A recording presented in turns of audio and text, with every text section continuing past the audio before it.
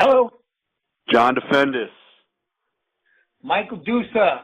Oh, the famous John. You know, you're the first on the audio Dr. Dusa Iron Hour show. You're going to do most of the talking, John. I just want to say quickly, thank you so much. You're one of the top guys ever. You know, when I started writing these things last year, I think it was Frank Zane, Mike Katz, and then you and Mike Quinn were the first that I did. And I've done over 90 of them, and yours was probably one of the most popular, got the most hits.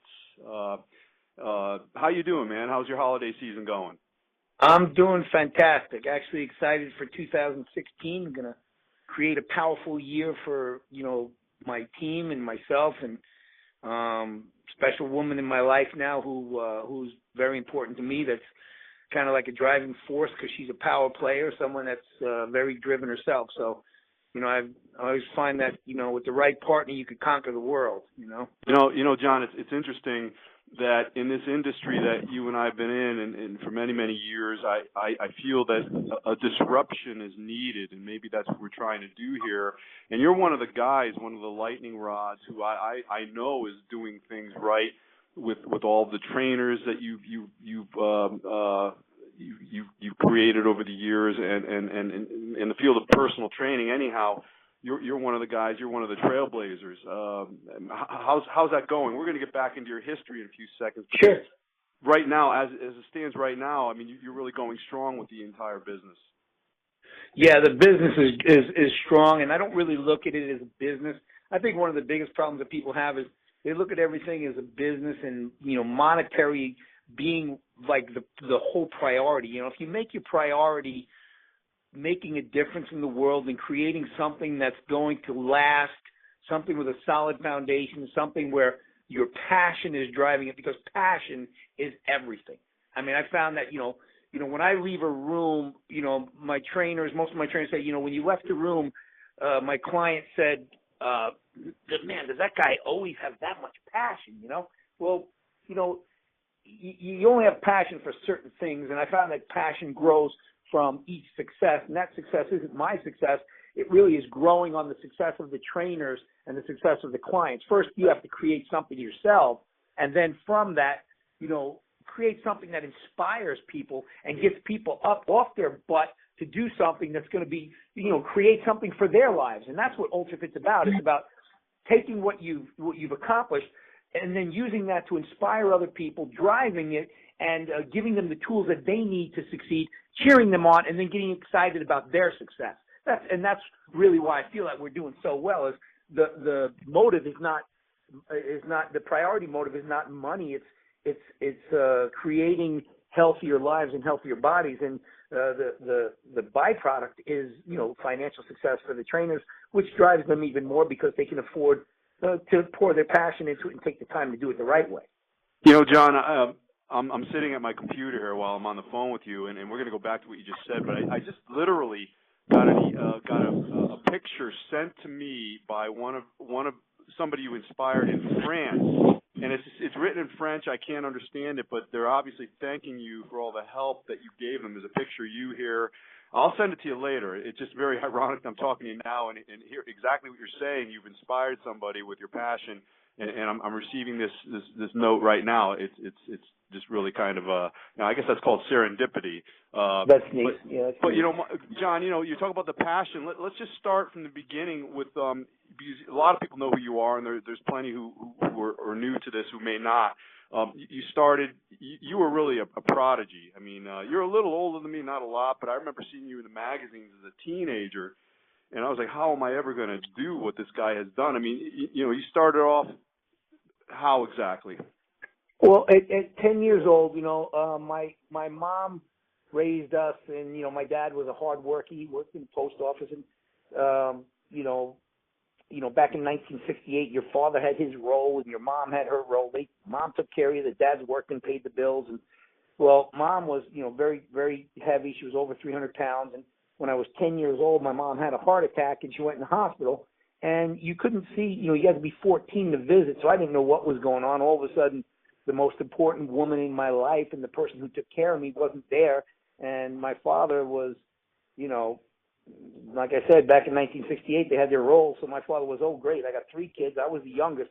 And, you know, what do I do? I feed them every day? Do I have to water them? Do I take them for a walk? What do I mean? You know, yeah, it sounds comical, but it's almost not. It's like, you know, he had to step in and take my mother's role and his role. And the one thing that my dad did was he was a bodybuilder. He trained. He had the old York weights, steel weights, and you know, he was, you know, had, you know, some magazines laying around, and he was, you know, he had trained most of his life. And so he put a barbell in my hand. He's at 10 years old, said, son, these are curls. You know, he showed me how to do curls, push-ups, sit-ups, pull-ups, you know, and kind of grew from there. But at 10 years old, I started to train. At 13 years old, my mother had her second heart attack as she had been sick, you know, being overweight. She had her second heart attack when I was 13 years old. She was 39. And then at 13 years old, my dad was bringing home these magazines. And the one magazine that really struck me was Dave Draper was on the cover, and it was in the 70s. We had the headband on, and, you know, he's hippie type, but he's phenomenal shape. And I said, man, I want to be like this guy, man. I want to be Mr. America like this guy. John, John, is that the picture where he was using the curl bar, the French curl bar, and he's doing tricep presses over the head? Yeah, that was one of them. That was a series. There was a series of pictures like that, and right. That was one of them with the headband and doing the tricep extension. And but I really was amazed. I said, boy, I want to look like that. I want to be Mr. America. And at 13 years old, in an old black and white composition book, I think I paid 29 cents for it, for the book, and I wrote in the book, I will be Mr. America, 13 years old. And I started to train and learn and read and, you know, find out what I needed to do, and protein and desiccated liver, and taking 100 desiccated liver. I mean, you know, I just was reading the magazines and trying to follow some of the stuff that was in there, and 100 desiccated liver tablets a day, and, you know, and working out hard. And so at 15 years old, I started to compete, and that's when I entered the teenage suburban. And all my friends told me I was the winner, and I went back at night, you know, to get my big victory trophy, and there were 4 contestants, and I was called out. They called out the top 3, and I proceeded to go to the man with the clipboard and say, "I'm sorry, you made a mistake. You know, I'm John Defendis. I'm the winner." And he said, "No, I'm sorry. You know, I'm sorry you didn't make the cut." And I said, "No." And I laughed. You know, didn't make the cut. I was a cocky 15-year-old, didn't make the cut. No. I won the show. You know, I got to be out there. I got to get out there. I said, "No, I'm sorry. There's only 3 contestants out there. You didn't make the cut." You know, and I'm like, and I felt like at the same time, I think the movie Carrie was out, and I felt like Carrie when they poured the blood on her and she wanted to kill everybody in the auditorium. You know, it's like, I was like, okay, something went really, really wrong here.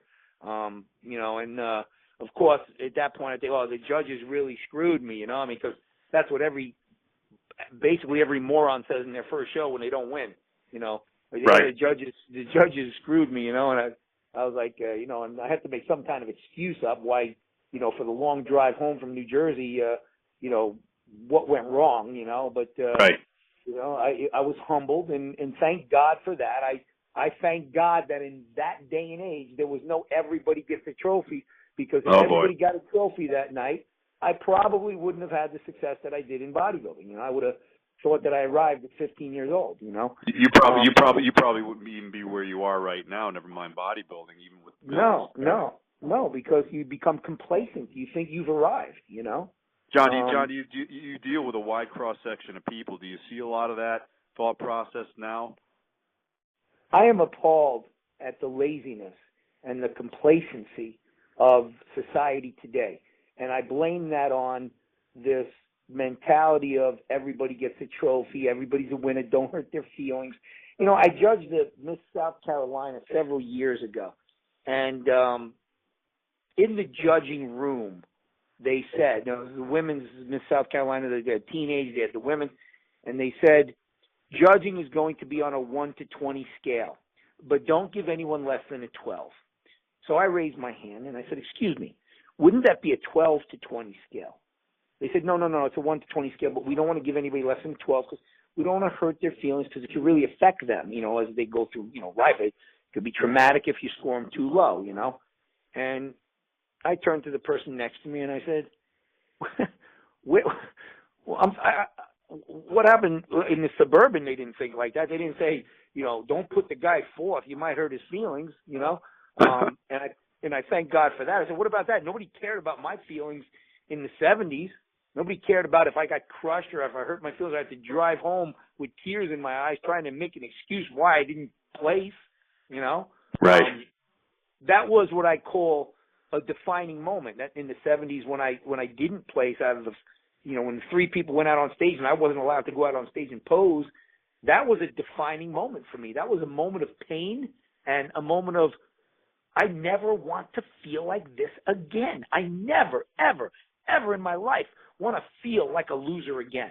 John, let me ask you, do you ever, because I know I have memories in my head that sometimes I revisit and I still feel, I remember, my own, first time I ever got a trophy, they called me out as first place, and I was actually third. They read it out. It was a Mike Katz show, actually. But, and I remember, they had to take the trophy away and they had to make me walk off stage, and then they gave me the third. And I remember that feeling. But, when you say that defining moment, do you still remember what that felt like? Does it still drive you when you think of that now? I remember the auditorium, the orange Y. I remember how old it was. I remember the atmosphere. I remember the smell. I remember the stage. I remember the lighting. I remember Dwayne Broadway won the show, and Casey Kacharik I think he was second. And I remember so much of that, and I want to remember it. I never want to forget that. It's like I said, you go through life, and there's certain defining moments in your life, and I can name many defining moments that changed who I was and changed my character and how I felt and my drive, and that was one of them. That was a big one. I think it's really, really important because I think parents need to see that, what they're doing today is not helping their child. Let's make everybody feel good. Give them everything, make them feel good, so that later on in life they're broken when somebody actually tells them the truth, Yeah, and nothing is, I think one of the trickle downs is nothing seems to be real anymore, nothing, no. You know what I mean when I say that, as far as, what's real. Even, you could just bring it into the magazines if there are any anymore. All these images they have, they're either filtered or airbrushed or, who knows what you're getting. We didn't have that back in the day.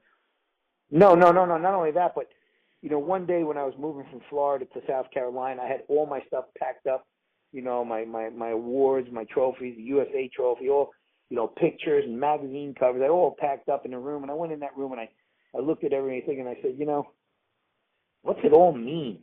If people don't respect success, if people don't respect the hard work and the effort and what you put into anything, and it's just, and it doesn't matter. There was a time when you won a title, it would matter.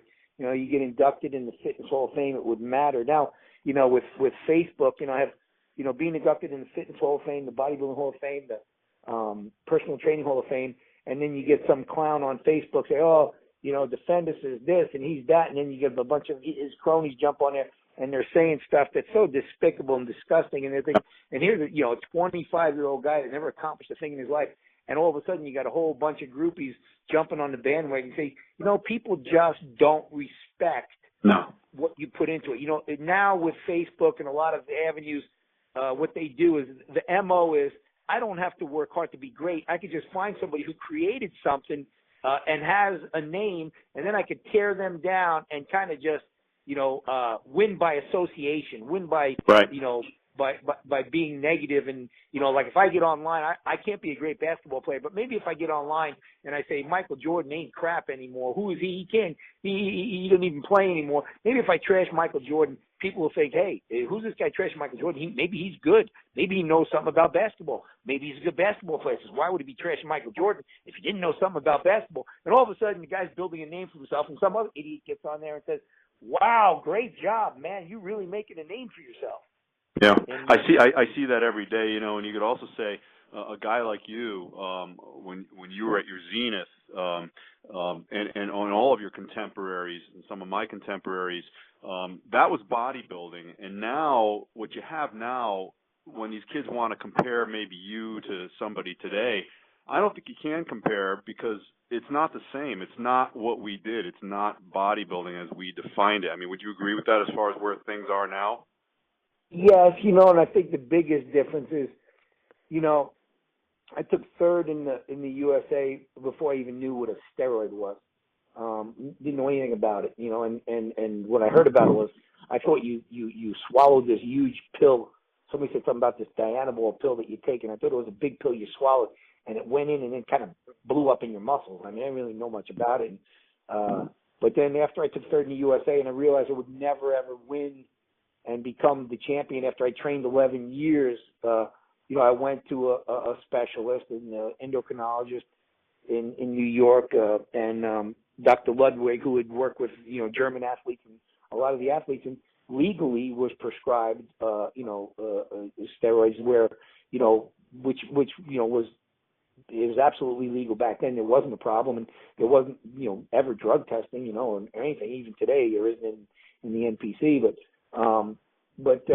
what the difference was we trained year round, twice a day, like madmen, and we only took stuff the last 12 weeks before a show, and it was minimal. It was clinical dosages prescribed by doctors, monitored by doctors, and anything that was taken was to just recover from the workout, just for the recovery, not for, if we take this, we're going to put on 20 pounds. I mean, you weren't using that to build muscle. You were using that so you didn't overtrain. No, John, it's funny because those words resonate, because if you look at Arnold and Zane and Franco and all those guys who were a little before you and me, they used to gain weight leading up to a contest. So obviously, yes, the last 12 weeks was very important in regards to what you just mentioned, and now it's kind of reversed. But you did mention the intensity and the hard training, and we've got you've been rated by some publications, including I think Muscle and Fitness or Muscle Builder,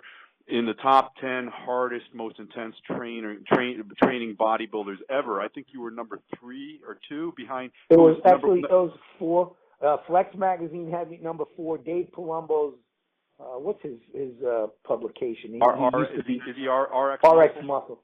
Yeah, right. RX Muscle had me the 4th hardest strength athlete in history, which included bodybuilding, powerlifting, and Olympic lifting, and then Muscle and Fitness in 2010. I have the issue here. It's 2010, so very recent. It wasn't. You're not talking about back when I was competing in 1990 or 1988. But in 2010, they voted me the 4th hardest training bodybuilder in history, with Tom Platz being first, Dorian Yates being second, Branch Warren being third. I was 4th. 5th was Ronnie Coleman, and then so on and so forth. Arnold. Yeah, Mike Quinn's got to be in there somewhere, you think? Actually, Mike Quinn was not in the top 10 on that one. Oh no. I think he was. They had honorable mention, which is, I guess, right outside the top 10. But it was. I forget who. That leads me to ask you a couple of things, John, or mention. Number one, why? What gets in your head to make you train like that? Number one, and number two, of course, you have to mention Steve Mihalik, because I know he's your mentor, and you hear. I'll just touch upon this. I know this story wasn't true, but one of the stories floating around with you and him was he was so hard on you, he took some type of electrical tape and taped both of your hands to a chin-up bar and made you chin, I don't know, for an hour straight or 2 hours straight. I think you kind of refuted that when we talked. Yeah, there are stories. Steve would embellish on the story. The biggest one was my German Shepherd. I had a beautiful German Shepherd, and I loved my dog. He was the greatest dog in the world, and he got epilepsy, and he was falling down the stairs. He used to have seizures. He fell down the stairs one time. And finally, because it got so bad, even with the medication, I had to have him put to sleep. And what I did was the day I put him to sleep, when I brought him to the vet, I had taken the chain off from around his neck, and I was just in tears, and I was just crushed. And I went right from there to the gym, and I said, I'm going to do 100 sets of squats. And I'm talking about 100 sets, with the first set being 225 for 20 reps, and going to 315 for 20. And I mean, I was squatting like a madman for 100 sets. And what I did is I put the dog's leash around the bar So the dog's leash was hanging from the bar next to my hand when I was squatting. And I just said, I'm going to do 100 sets of squats. And people thought I was nuts. They didn't know what was wrong. I had tears coming down my eyes. I was training like a madman. I didn't care about anything. I don't care if I die. I'm going to do 100 sets of squats. And actually, I think with 365 I think it was my 66th set. I've been squatting for hours. I went down and I didn't come up. It was done. I didn't get 100 sets, but I got 66 sets, and every one of them was a ball busting set. And but the next thing I know, I'm reading in a publication, Steve Mihalik telling me, Steve Mihalik had done an interview, and in the publication said, John Defendis loved his German Shepherd, and his German Shepherd died. He had to put him to sleep. And the day his German Shepherd died, he took him to the taxidermist, and he had him stuffed, and he brought him to the gym. He went from station to station. He put that dog right next to him, and as he was training like a madman, that dog was right next to him. Wherever he was, that dog was next to him in the gym. And I read that, and I'm like, what? That one I never heard. But before we go on, because there's a lot of other things I want to talk about here, you got to talk about the beach situation. Sure. There. Sure. The beach story is 1979. It was 6 weeks prior to my first USA competition. I was 20 years old. Been training with Steve for years, several years. And I'll never forget, we trained that morning at 6 o'clock. We did a brutal leg workout, 60-set leg workout. And then at the end of the workout, what Steve would do is I'd finish on the hack squat. He had me with two 45s on each side on the hack squat. And he'd go out and he'd start his Corvette. And he had, I think at that time it was Steve, the guy Steve, I forget his name, Steve, he had managed the gym for Steve. And he would have him, after we did 60 sets of legs, he had Steve watch me on the hack squat with two 45s on each side. And I had to do 100 reps straight. Then I had to sprint out to the car, and then Steve would drive me a half a mile down the street to the track, and then I'd do 10 forward sprints and 10 backward sprints after doing 60 legs and 100 hack squats. And I'd be on my backwards runs, he'd be screaming at me, sprinting backwards after doing a 60-set leg workout. I'm falling down, fall down, get up, fall down, get up. And I'm trying to run, I'm falling down. My legs are giving out. So we finished the sprints.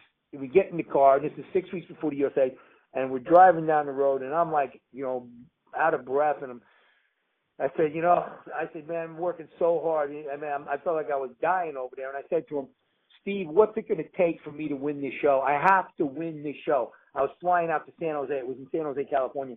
And I said, what is it going to take to win this show? And Steve wasn't my friend. He was not.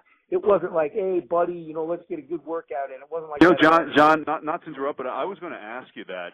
It didn't really sound, a couple of times we've talked about this, that he was really a chum. Maybe you were friendly with him, but probably not friends. Right?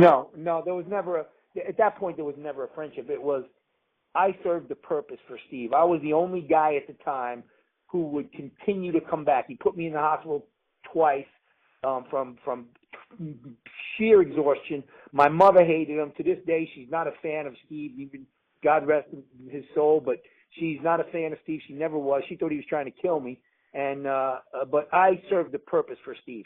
I was the punching bag. I was the person that would come back and continue to challenge him, or to be a pacer for him, or somebody that he could try to kill. And in the process of trying to kill me, he would get a great workout. I was that guy, There was no friendship. There was no, hey, you did good today, buddy. I never heard that until the day I called from Las Vegas and told him I won the USA. Did he say, good job? Never once did he say good job, and I wanted to hear that.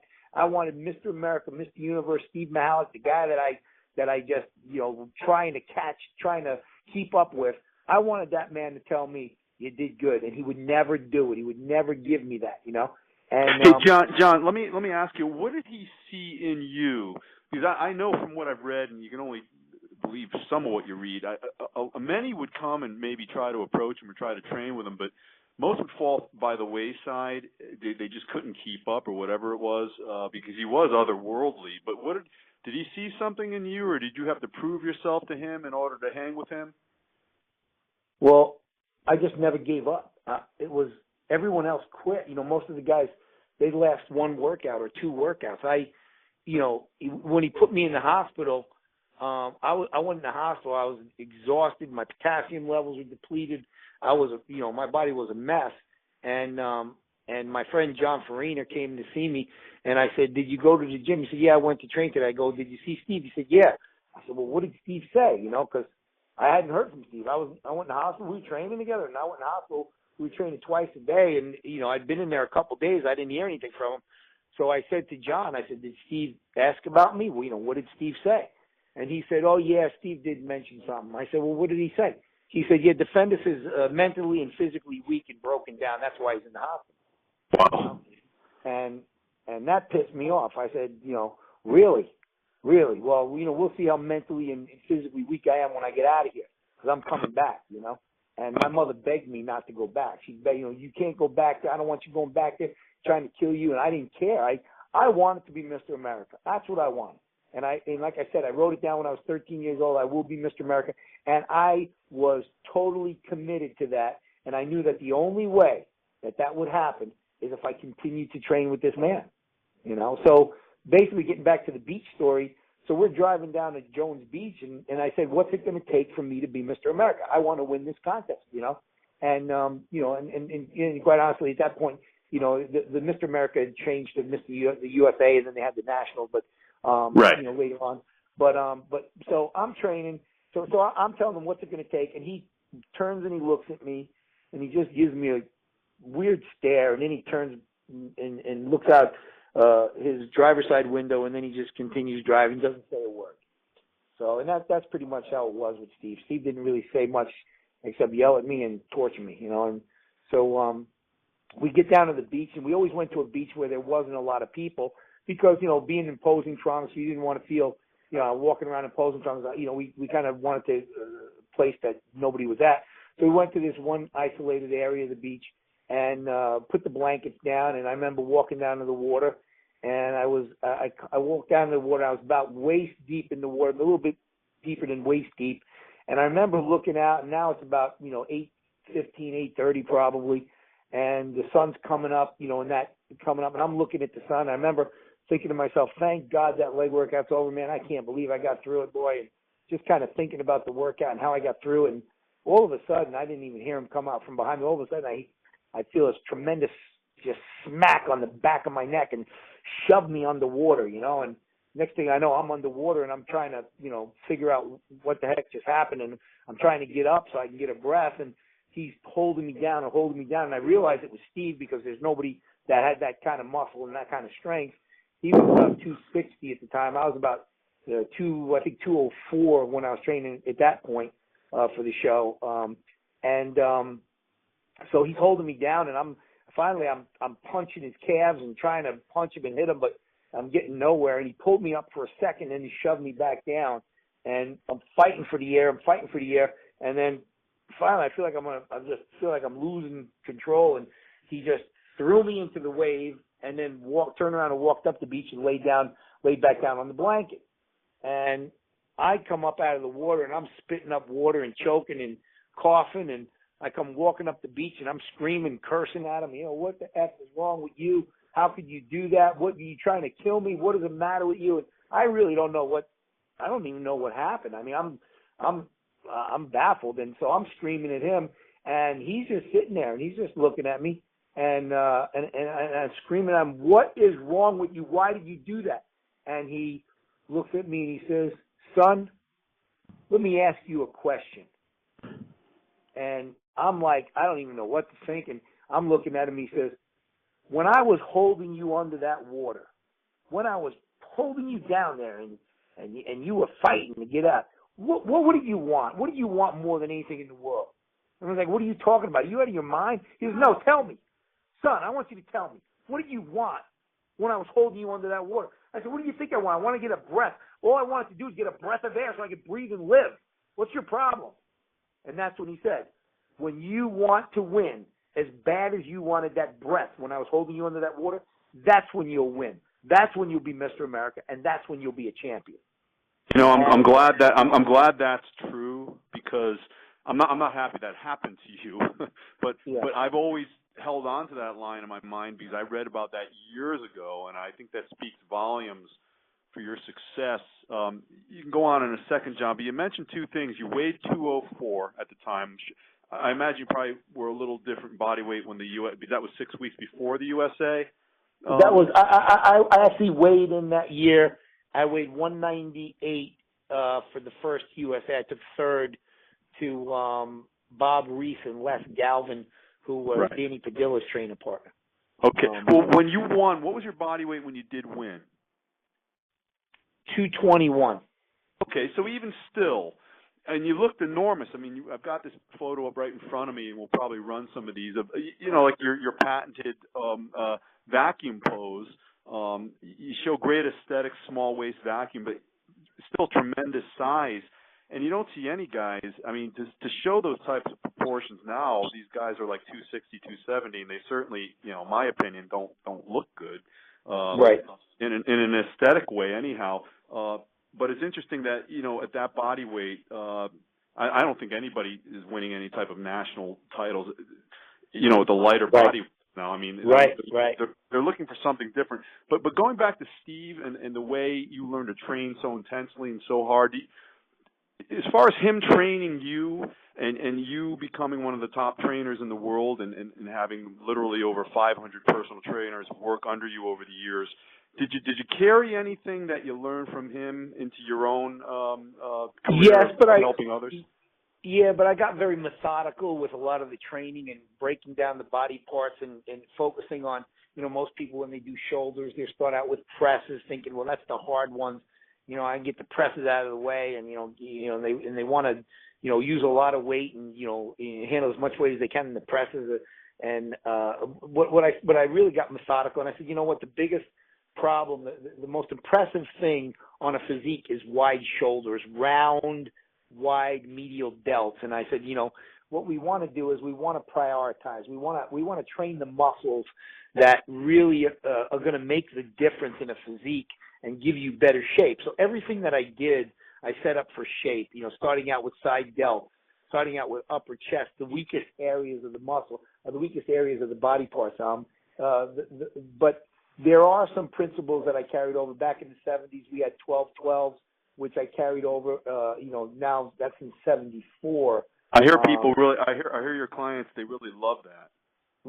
They love the 12-12s. And it's something, it's a common denominator that every trainer in my organization implements at some point in the game, and we use it for certain exercises. You don't want to use it for an exercise where there's a smaller muscle involved, like a pull down, because by the time you finish the 12-12s, your biceps will be wiped out before your back actually gets the workout. So on a Dickerson or a stiff arm pull down, it will work because you're not engaging that bicep. So the 12-12 principles are specific to certain exercises, which the trainers all know which exercises they are. They have the workouts. They implement the workouts. So basically, all the workouts, you know, have come from my computer and my, you know, their own workouts that I've designed over the years. And there's different levels of workouts and different, you know, different situations and priorities. But there are some things that carried over, like the 12-12 Dickersons, which Chris Dickerson taught us in the 70s, which, you know, is a stiff arm pull down, which we use a lot because it's a phenomenal lat exercise.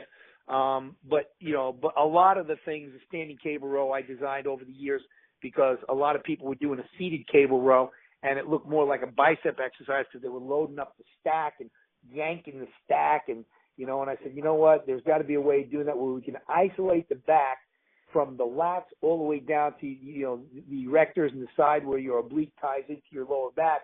And I said, we want to make this exercise more a very strict exercise where we're really focusing on everything from the lats down to the erectors, and especially on a standing cable row, we keep the reps at 15 reps. And by the time, you know, done correctly, by the time a person gets to the 10th rep, their erectors, their lower back is screaming. It's just congested with blood and just screaming. And that exercise in hyperextensions is what we've used to replace deadlifts. And a lot of people say, oh, you got to do deadlifts. I never did a deadlift. I did a deadlift when I was 16 years old. I hurt my back, never did another deadlift for the rest of my life. And the same with most of the people I've trained over the years.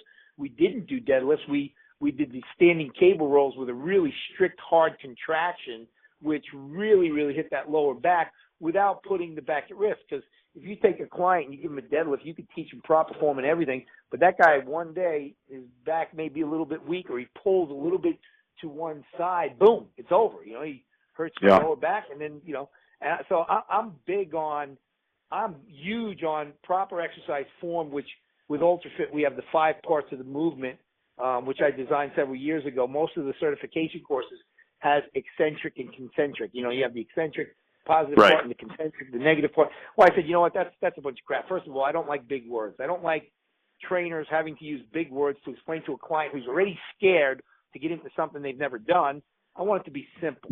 So I said, let's really look at the proper form on an exercise. Is it eccentric and concentric, 2 parts? No, it's really not. We want to break it down so a person can't cheat. And if we don't want the person to cheat, we're going to break it down like this. Say we're doing a tricep press down. I pull that tricep bar down to my chest, and my elbows are tucked into my side. I'm in the stretch position. I can feel the tricep stretching because the weight is on the tricep. It's tucked in tight. The tricep the arm is bent, so the weight is on the tricep, and I feel a stretch in my tricep. Whether it's a tricep press down or a leg extension where you're starting out in the bottom position, you take the plate off the stack about a ½ inch, you feel that stretch on your quad. So the first part of the movement we call the stretch. So on a tricep press down, it's going to be where you're holding the bar. The second part is the flex. Very simple. Flex. We flex the tricep. As soon as you flex the tricep, your elbows lock in. As soon as you just flex that tricep, you'll feel it locked in. Everything locks.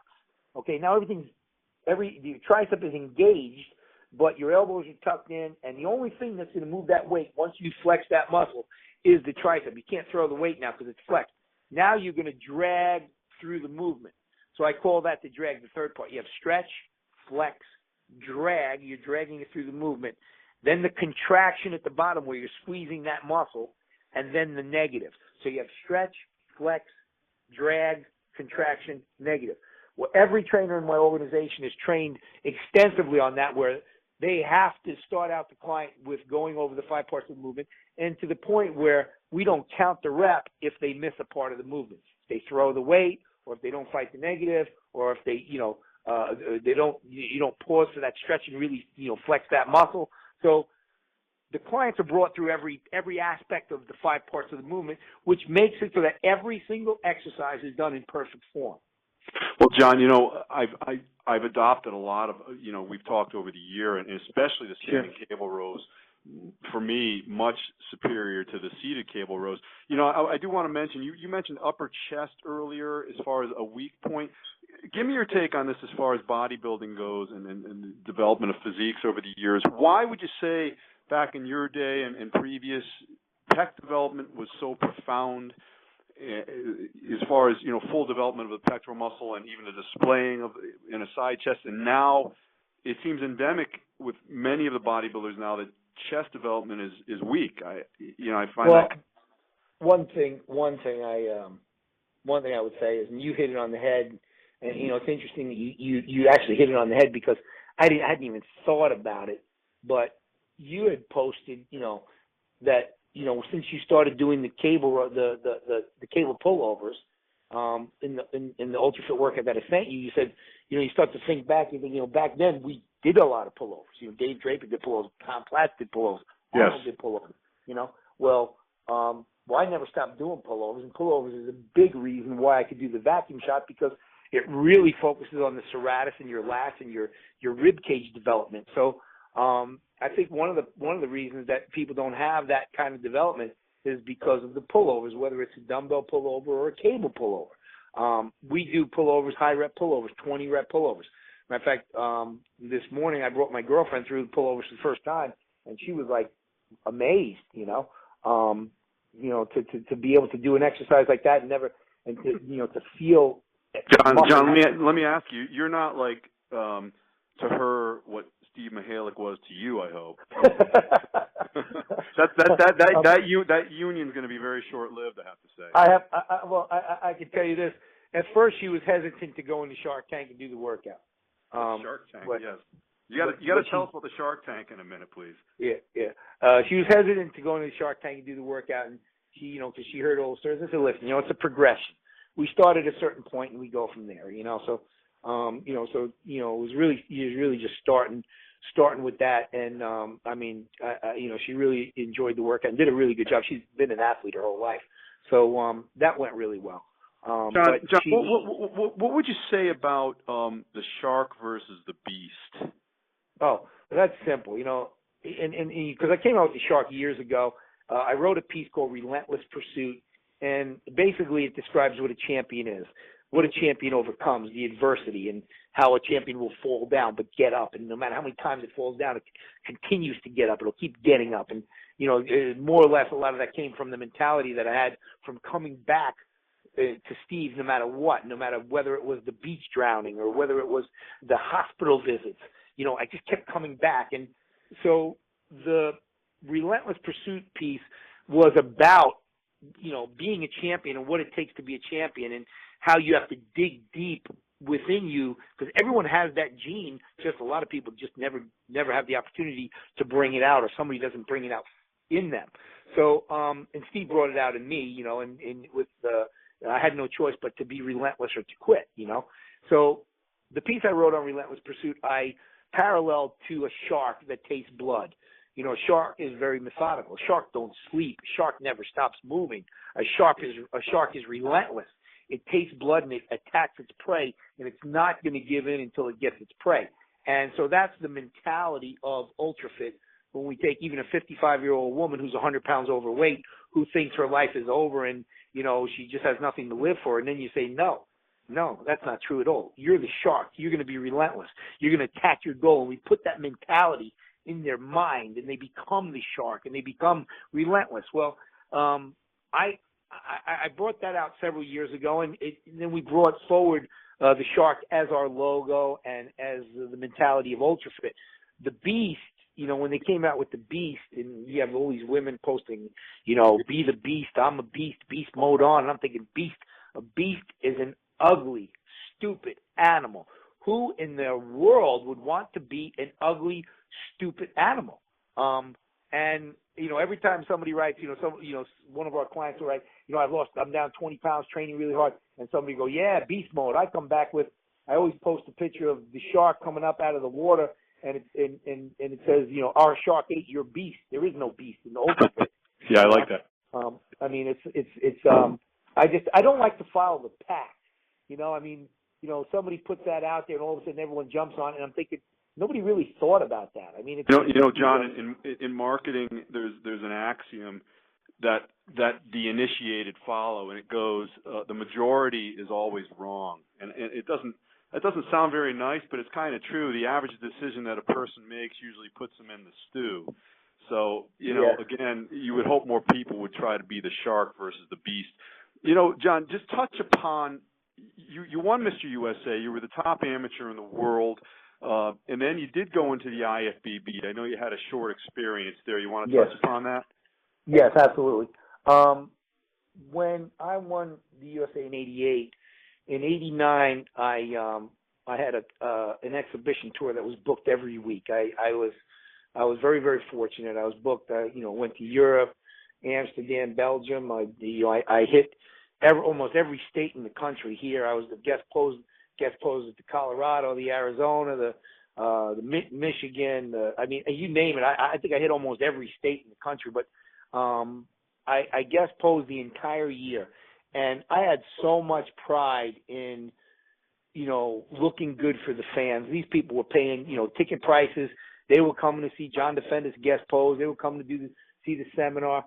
So what I would do is I would make sure that I was in contest shape. I would deplete Monday, Tuesday, half of Wednesday. I would carb load Wednesday night, Thursday, Friday. I would put the tan on, and back then that was a job in itself with the diaderm. You had diaderm. You didn't have the spray stuff, and things were a lot harder. So I'd put the tan on Thursday and Friday, and then John, I don't mean to interrupt, but do you remember QT, Quick Tan? Yeah, QT too, yeah. That was even that would turn. See, it would turn your orange, But everybody would be orange, so it was okay. yeah. Well, and then even when the Diaderm came out, you still looked orange. You had to have a base tan, otherwise you look really orange, you know. Right. So right. but yeah. So what happened was I put the tan on Thursday, Friday, and Saturday morning, and then I guest post Saturday night, and then Sunday I'd be in the bathtub, you know, with the like, pommel stone, whatever it is, and trying to scrape off every bit of that. And I would, you know, Monday through Wednesday I'd be scraping off the tan so I could put it on again Thursday and Friday. Meanwhile, I was carb depleting Monday, Tuesday, and Wednesday, and then carbing up Wednesday nights, Thursday, Friday. And then, you know, I mean, so while you're traveling, while you're going to Europe, while you're bringing hot plates with you and trying to cook your food in your hotel room. And anyway, I did this the entire year. And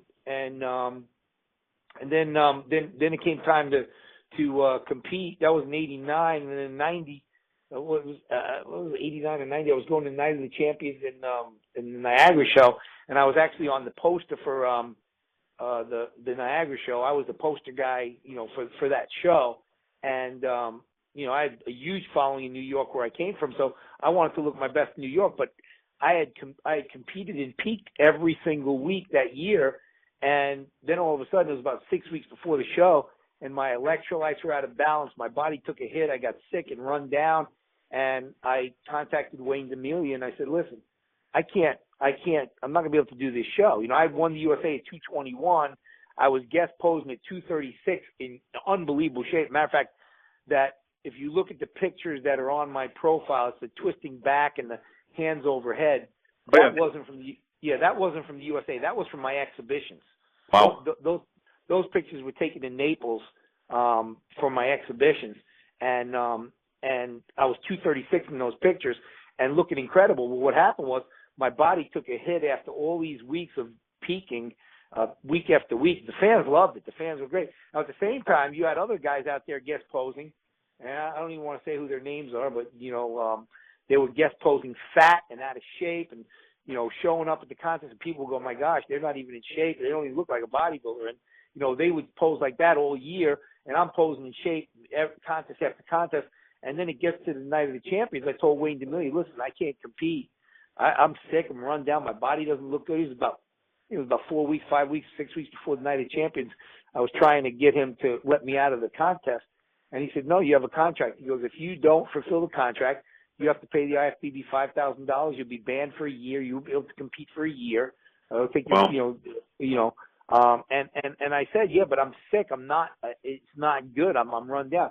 And he refused to let me out of it. And so my body kept getting worse and worse. I was trying to diet, and I was catabolizing muscle. And anyway, come Night of the Champions, mind you, I won the USA at 221. I was guest posing all year at 236. Night of the Champions, I show up, I'm 211 without a cut, with no lines, no cuts. Wow. And I was embarrassed. I didn't want to be there, and I didn't know what to do. And it's funny because Mike Christian was sitting in the front row, and Mike's a good friend of mine, and he's always, you know, big. He always, he always said he admired my physique, and so, you know, I come walking out on stage, and Mike's standing in the front row, and I seen the look on his face. It was like, oh my God, like a total look of disappointment. You know, not so much disappointed in me, but disappointed in, you know, what had happened to me. Right. So we're all standing out there in the lineup, and Mike looks at me, and I'm saying, you know what? There's only one thing I can do here. I don't want to be here. I don't belong here. I should have never had to enter that contest. So what I did was I said, Mike. And Mike looks up, and I go, check it out, man. Check out the rips, man. The cuts. And I started hitting most musculars, you know. And Mike and Mike goes, oh, Defense, you a crazy mother. I'm sorry. Go ahead, John. You know, I'm sitting there. I didn't know what else to do. So I'm hitting poses and laughing at myself. You know, it's Mike.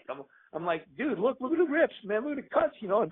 And he's like looking at me like with his jaw dropped open, like, Defendis, man, you're crazy, man. I'm like, but you know, I what else are you gonna do? I was embarrassed. I mean, it's interesting. Mike is scheduled to be on shortly after you on Iron Hour. But you know, I do want to ask you. You mentioned something, John, about these guys who are guest posing out of shape, and here you are in shape all year. What do you think it says when you reduce your entire year you're called a championship bodybuilder, a world champion, and you reduce your whole year to only looking like a champion for one day, the day of the show, and the rest of the year you're not. Whereas you were doing it, you were staying in shape all the time. I mean, you see so much of that now. These guys, a lot of these guys are just, they look like their picture the day of the show, and that's it. I mean, there's not a lot of integrity there, is there? But the sad part is that those guys they end up winning. I mean, they end up coming out on top because the pictures are done on the day of the show. The only people that see you posing in shape are the people that are at that contest, the people that paid to see you. And I was glad for that because I wanted to give the fans everything that they deserved, and they were coming there to see me, and I wanted to look my best.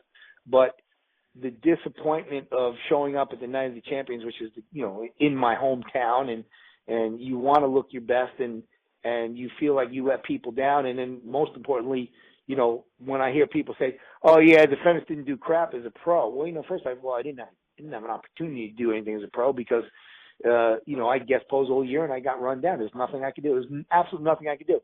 Right. I wish that I had never had to compete because I didn't belong there. I should have never been there. I shouldn't have had to compete, But that was just, I'd agreed, D'Amelia made me compete. I was, now you couldn't do that. Now, if they tried to make you compete and you had a letter from a doctor, you could sue them. I mean, yeah, right. Now it would sue everybody, But back then, it didn't matter how sick I was or how I felt. John, would you say that you used bodybuilding? I mean, maybe you didn't have it in your head to be Mr. Olympia. I see it more as you wanted Mr. America. You did that. Competing as a pro was kind of ancillary or in addition to all that, but you did what you had to do, and now you've used bodybuilding as a vehicle to helping thousands of others. And I also want you to mention, Newt Gingrich and all you've done there in D.C. Sure. Bodybuilding, I never aspired to win the Olympia. It was always about the America, winning the USA. It was always about that. I never even spoke about the Olympia until after I won the USA, and Rita was talking about me, win the Olympia. Rita told Chris Dickerson, Defendis is a great champion. He's got a shot to win the Olympia, and because I was good friends with Chris, since I was a kid, and to the point where the Olympia never meant that much to me. I respect the title. I respect the great champions that have won it, the ones who I really feel are deserving of it, like Samir Bannout and Lee Haney. But I've never even been to an Olympia event. Never once have I gone to an Olympia. Nor have I. I don't feel so bad now. Yeah, I don't. I just don't. It just doesn't. Especially now, I'd never go now. But back then, Samir Bannout, I've been friends with since 1979. He was training for Best in the World. I was training for the USA that year. That's the year I met him, and we became friends. Tom Platz, going way back. Me and Tom Platz go way back that way. But bodybuilding was just a facet, a facet in my life, or it's just one element in my life. I always cared about people. I always cared about helping people. The years that I trained for the USA, I was training hundreds and hundreds of people and getting people in shape. And I had every winter in Florida, won Trainer of the Year for the state of Florida.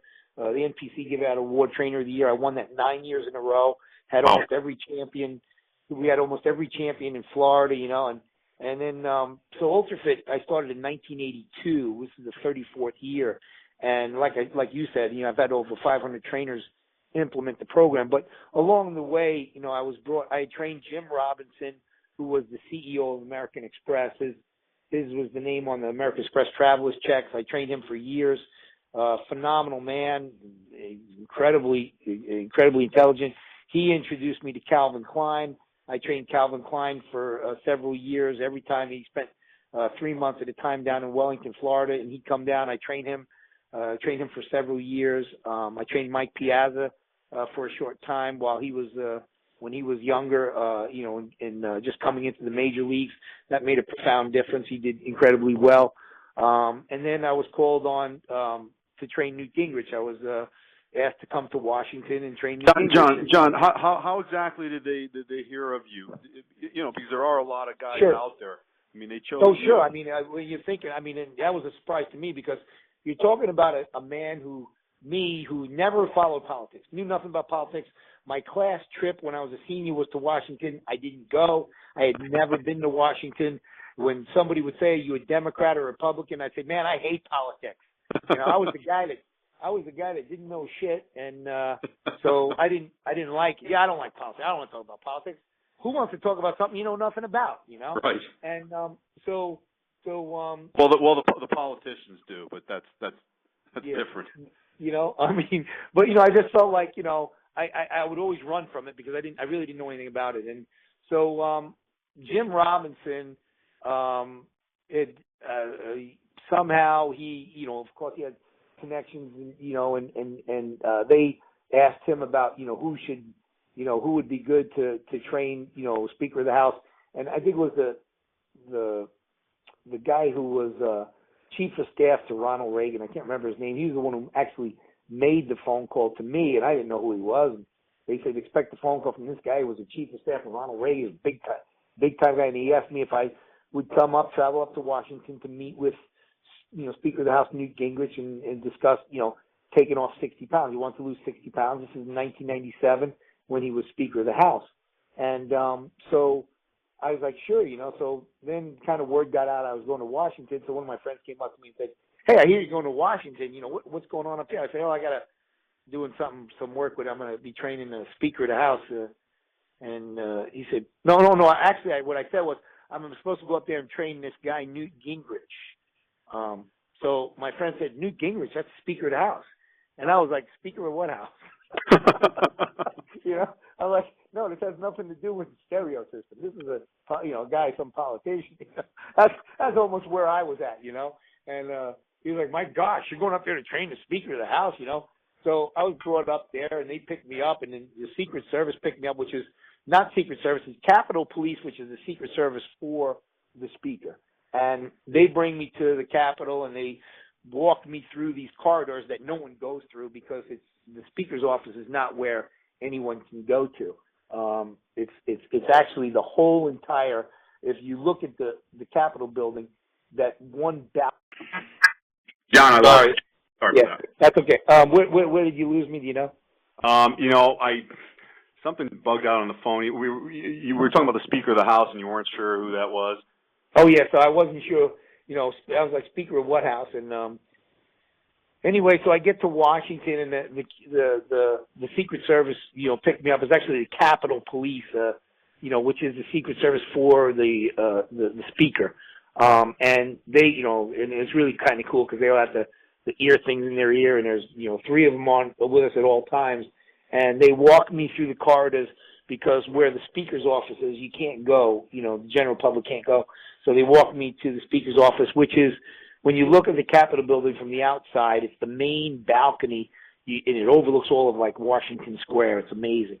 And I'd sit out there at night sometimes, and it was just amazing, the view. But they walk me to this corridor, and they walk me in the office, and there's a big conference table, and I sit down, and Newt comes in and sits down at the head of the table, and his wife was there, Mary Ann, and his chief of staff, this chief of staff, and he had his attorney there. I don't know why he was there. And then he had a couple girls that worked there. So it was pretty much a packed table, and I'm sitting down, and I know nothing about this man. I just know I'm coming here to do what I do. And what I do, in John Defendis' mind, John Defendis is, I'm the best at what I do. That's my mindset. I am going to get this man in shape, okay? So the first thing I say, because I have no idea who he is, thank God, is, let me ask you a question, Newt, okay? And when the word Newt came out of my mouth, I thought everyone in the room was just going to throw up or have their head spin around, because they all looked at me like that dog the dog that cocks his head again and looks at you like, "Are you serious?" So I say, let me ask you a question, Newt. And he's looking at me, and he didn't flinch. Everyone else did, but he said yes. And I said, "Do you believe in God?" And he said, "Oh, absolutely." I said, "Okay." I said, "Well, if God came down and said, Newt," now think about how crazy. I had to be a crazy man, but I look back on this and I laugh. I said, "If God came down and said, Newt, we have a program here for you, and it's going to get you in shape. It's going to take 60 pounds off of you. But you have to stick to the program as it's laid out. And I'm going to go over it with you and the nutrition. I said, and God says you're going to stick to this program. If you don't stick to this program, you're going to die within 5 minutes and go to hell. Right? Now, mind you, could you imagine what's going through the people in the room's mind as I'm saying this? So I said to him, do you think you could stick to that program? He said, absolutely. I mean, I don't want that to happen to me. Who wants to die and go to hell? You know, my point was, if your life depended on something, in which it did, okay, you know, high blood pressure, high cholesterol, you're 60 pounds overweight, okay, if your life depends on something, and you have a choice, and that choice is to follow this program or die, okay, which would you choose, you know? And that was the point I was trying to get across to him. And he said, no, of course I would follow it. I said, well, I need to know that because I can stay here for the next 4 months and take the weight off of you, and we can get you where you need to be if you're committed to it. If you're not willing to make that commitment, it was a pleasure to come here to meet with you. We'll shake hands, and I'll go back on the next flight, and, you know, we'll just forget about it. Now, I want it to be very clear because I didn't need to be there if I wasn't going to get the job done, you know. And I think that's really where I gained a lot of respect with him. Now, mind you, had I known who Newt Gingrich was and understood what the Speaker of the House meant, you know, the third most powerful man in the world, pretty much at the time, you know, I probably would have buckled and handled that differently. So I thank God I had no clue to politics, you know. Right. Now, for the next 4 months, I lived politics. I lived in the Capitol building. I went in the House of Representatives. Newt has a gallery where his family can sit, and I had to pass.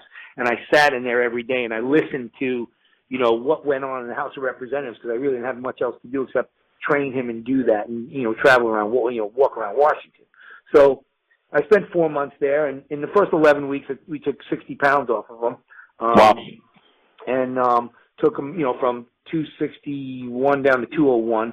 And, I mean, literally changed his life. And we became very, very close friends. As, you know, if you go on YouTube and you punch in Defendis and Gingrich, you'll see the videos on there where he was at the 2012 presidential campaign at a $5,000 plate dinner. And he introduced me and he said, you know, John was my trainer. He said his standards were quite higher than mine were, you know, because I did challenge him. I did push him hard in the gym, you know. And, you know, he says, you know, we've been friends for a frightening number of years. And so, you know, we've had a very close relationship. And he even let me bring 17 trainers to this $5,000 a plate dinner without having to charge them, you know. Wow. Which was amazing. And, you know, they got pictures with him, which is great. But, I mean, it was just an amazing opportunity to be able to see Washington from the inside, you know. John, didn't you also train some of his subordinates or some of the other? Yeah. I ended up working with, I think, 17 senators and congressmen because I was in the congressional gym, which that's where they all trained. So I worked with about 17 senators and congressmen in the congressional gym, you know, and I met everyone, you know, Trent Lott, and I mean, I met everyone. I mean, you know, at the time it was before Sonny Bono had died, and I met Sonny Bono there also because, you know, he was in Congress. And I just met a lot of people. And it's interesting because I had Newt on a machine one day, and the guy came in from the office in the congressional gym. He said, and it's funny because I called him Newt. And then as I was training him and he called him Newt 5,000 times, all of a sudden I hear people like Senator Trent Lott addressing him as, excuse me, Mr. Speaker, you know. So everyone's addressing him as Mr. Speaker, and I'm going, hey, Newt, get over it. You got enough set, you know. So that was kind of, you know, but I think he really respected me because I didn't treat him any different where everyone else does, you know. But one time I had him on a machine, and the guy came in from the office and said, excuse me, Mr. Speaker, President Clinton's on the phone, you know. Wow. So he steps out, and there was a phone at the front of the gym, and he took the call there and kind of stepped around the corner. And he was on the phone for about 10 minutes, and he comes back, and I'm giving him this look like, really? We just missed 10 minutes of the workout, you know? Like, you know? So he says to me, I swear, the line is just, to me, again, a defining moment. He says to me, he looks at me and he says, you can't say that isn't the best excuse you've ever had for somebody to stop a workout. Yeah. And it was funny. He goes, you can't say that wasn't the best excuse you've ever had for somebody to stop a workout. And I said to him, you know what? Next time Bill calls, you tell him we're busy. We can't be bothered with that. Okay? And, hey, John, John, yeah. we're getting a little tight on time. I'm going to have you back on semi-regularly because you have so much to offer and you're still in the forefront of everything. I do want to ask you, since it's not just a bodybuilding question, and I know you don't really probably deal with a lot of bodybuilders in your training, but a lot of the general population. What would you say? What would you state as the general state of our public's health now? Would you say it's getting worse? Is it getting better? Are people getting fatter? I think it really depends where people are taking control of it.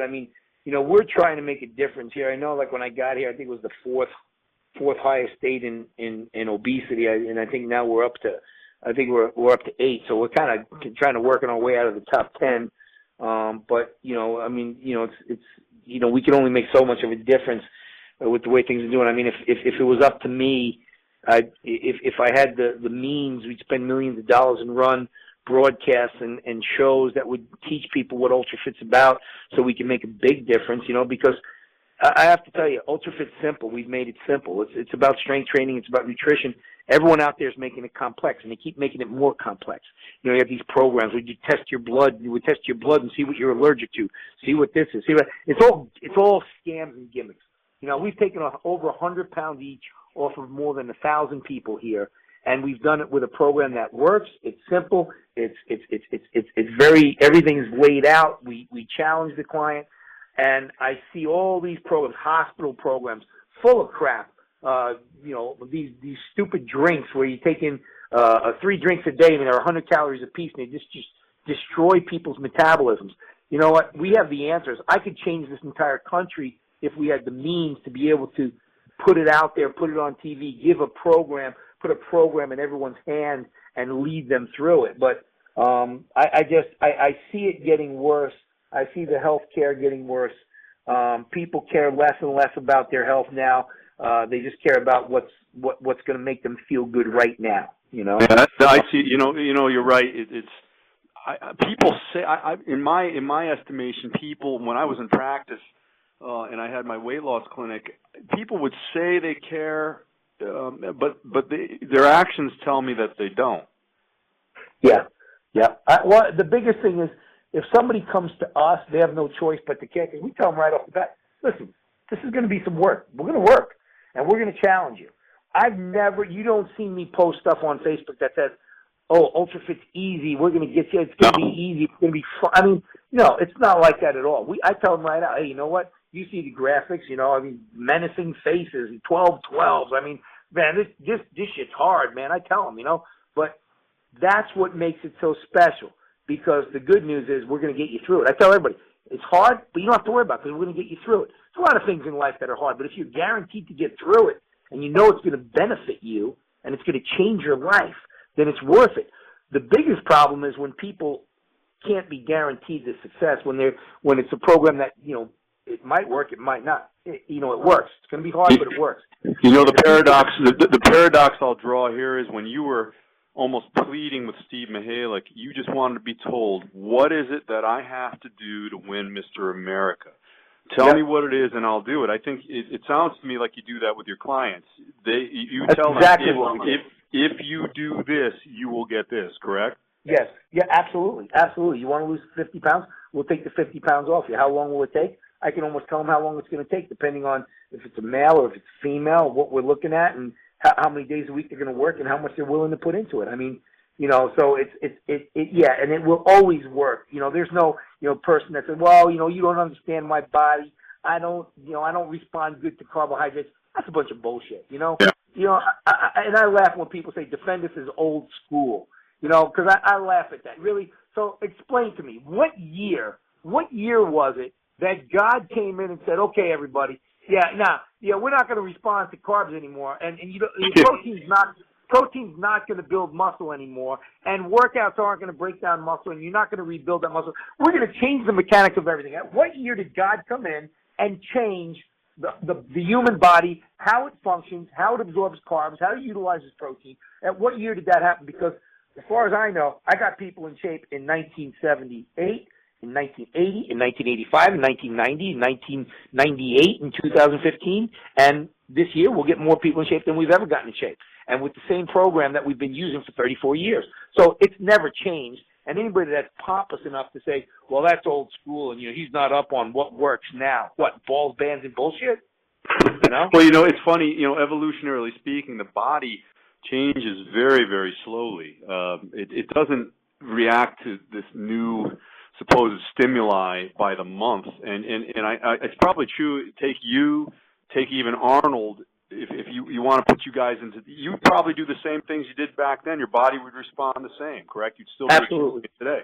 Absolutely. And so you've got a gaggle of people out there trying to rebrand or repackage things just to make it seem like it's new, just to sell something, and that's where it smells. That's where the integrity lacks, I think.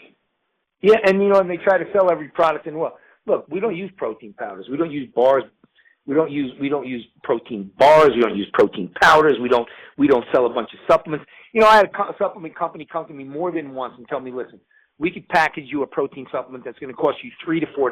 Okay, it'll be 1.5 pounds, whatever. We're going to package it. It's going to cost you $3 to $4. Okay, we'll put UltraFit on. UltraFit meal replacement. Okay, you have thousands of clients. Okay, here's what you do. You sell the product for $30, right? You give the trainer $5, okay? So the trainers are making $5. It gives them another chance to make more money. They sell a protein powder to their client every 2 weeks. Every single client, they're making an extra $5 every 2 weeks, $10 a month for each client. If they have 25 clients, they're making $250 extra a month, okay? So, now at the same time, you're making, the trainer's making $5. It's costing you, say, $4. So let's say $5. That's $10. You're making $20 a container. So every single container that leaves the gym with the client, you're making $20 on, okay? And you got thousands of clients, okay? I could have sold myself out a long time ago. All you're doing is bullshitting people, selling them a bunch of crap that doesn't work. Nothing works like real food. Even with bodybuilders, they say, well, you need protein powders. I say, really? You do? Well, when you train for a show, do you use a protein powder? Well, when I'm training for a show, I don't. Right. Why don't you? Well, because I want to, because I want to get, at that point, I got to get in shape. Okay, so you don't have to, you know what I'm saying? It's like, why? John, I've been told that directly by more than one. So top guy, present top guys, and you and I have known that for years. Sure. It's food. It's food. But John, I do have to say now that it's my pleasure. I've got a great gig here. I love being a chiropractor. That ran its course. I do this now. I work from home. I get to talk to the best in history almost every single day, guys like you, and I get to bring your words to everybody else, and it's fantastic. Guys like you, Zane, Katz, Banu. I mean, really, it's like a kid who's into baseball getting to talk to like Joe Namath every day.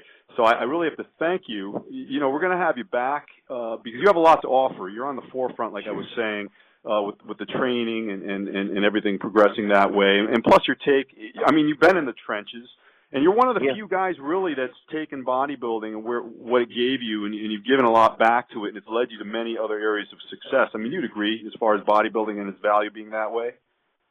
Yeah, I think the biggest thing, I think people have said to me, well, you're lucky because bodybuilding made you, put you where you're at today. And I said, let me explain something to you. What really put me where I'm at today is my heart and my passion, because there's a lot of broke bodybuilders in their 50s who have accomplished nothing other than their title, Right.